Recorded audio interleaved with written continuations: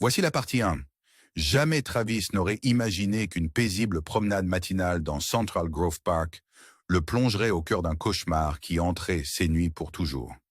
Alors qu'il arpentait les allées doucement éclairées par la lueur naissante du jour, son regard fut attiré par une scène d'une horreur indicible. Dans un recoin ombragé sous des branches noueuses de chênes tortueux, gisait le corps sans vie d'une jeune femme sur une herbe perlée de rosée. Son cou délicat portait des marques de morsures énigmatiques qui étincelaient étrangement sous les premiers rayons du soleil.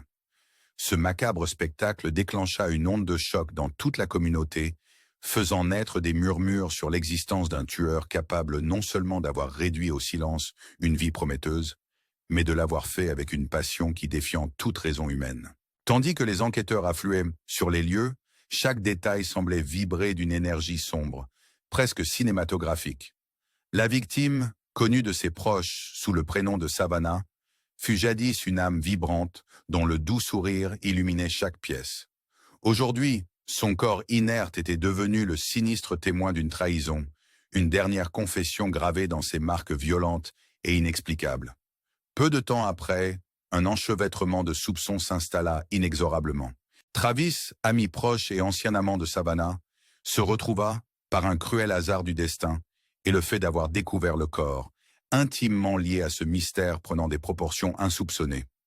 Bien que beaucoup aient spéculé sur le fait que sa peine aurait pu altérer son jugement, voire dissimuler un passé trouble avec la défunte, des preuves médico-légales minutieusement recueillies commencèrent à jeter le doute sur son implication. Les experts, en examinant méticuleusement les empreintes des morsures et en les comparant au profil des suspects, indiquaient que malgré son attachement émotionnel à Savannah, Travis ne correspondait pas au portrait du meurtrier. Au fil des jours, les rumeurs enflaient et les murmures se transformaient en accusations retentissantes, détournant rapidement l'attention vers une autre figure énigmatique de l'entourage de Savannah. Marcus, son patron charismatique et mystérieux, apparut bientôt comme l'un des principaux intérêts de l'enquête. Doté d'une autorité incontestable et d'une réputation à la fois inspirante et légèrement terrifiante, Marcus était cet homme dont la relation étroite avec Savannah avait fait naître des rumeurs sulfureuses de liaisons secrètes. Pourtant, l'ombre persistante d'un doute planait. Un homme de sa stature pouvait-il dissimuler en lui les ténèbres nécessaires pour commettre un acte aussi abject? La réponse restait embrouillée, tout comme le chemin sinueux des indices qui commença à se dessiner, invitant l'auditeur à plonger encore plus profondément dans cet univers où passion violente et trahison se mêlent dans un ballet macabre d'émotion et d'ambition. Voici la partie 2. Au fur et à mesure que l'enquête se précisait, chaque tournant semblait dévoiler une trame encore plus sombre, tissée de tromperies et de passions déchaînées. Alors que des experts médico-légaux scrutaient chaque détail marqué par l'horreur sur le terrain de Central Grove Park, leur attention se porta sur un élément apparemment anodin. Un petit mouchoir taché de sang, retrouvé non loin du corps de Savannah.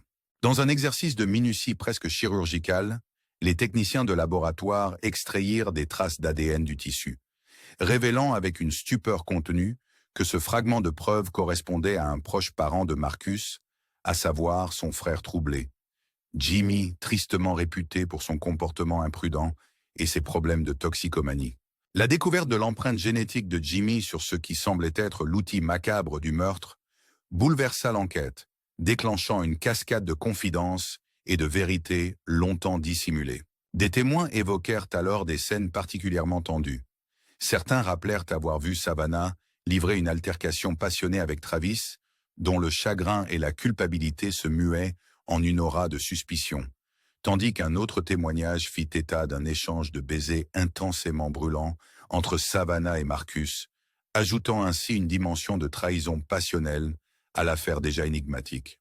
Ces récits, aussi fugaces que percutants, faisaient osciller le récit entre amour sincère et manipulation calculée.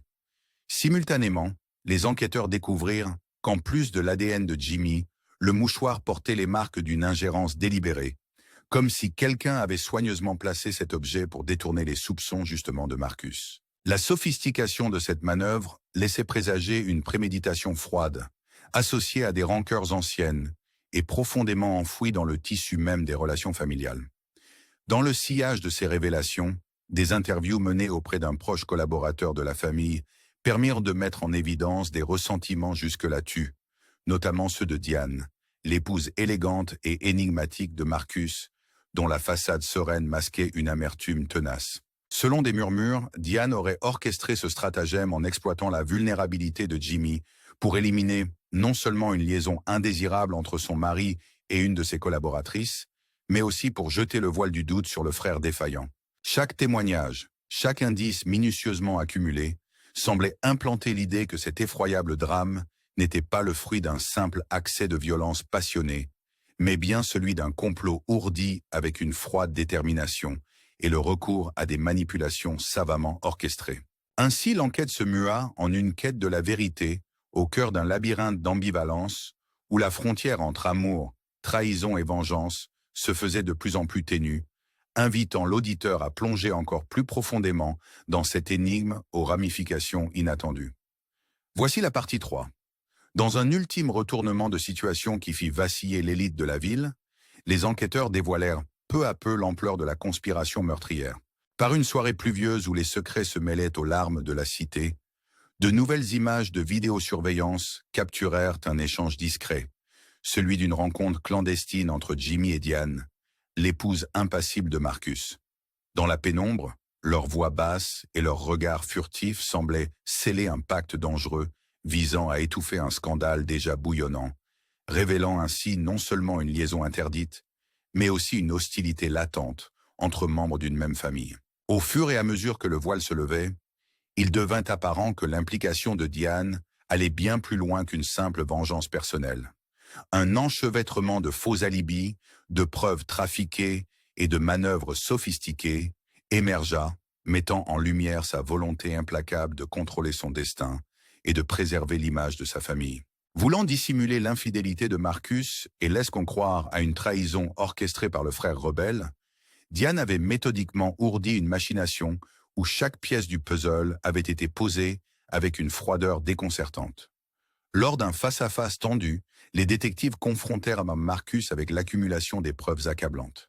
Ses yeux, empreints d'une tristesse insondable, semblaient reconnaître l'inéluctable vérité.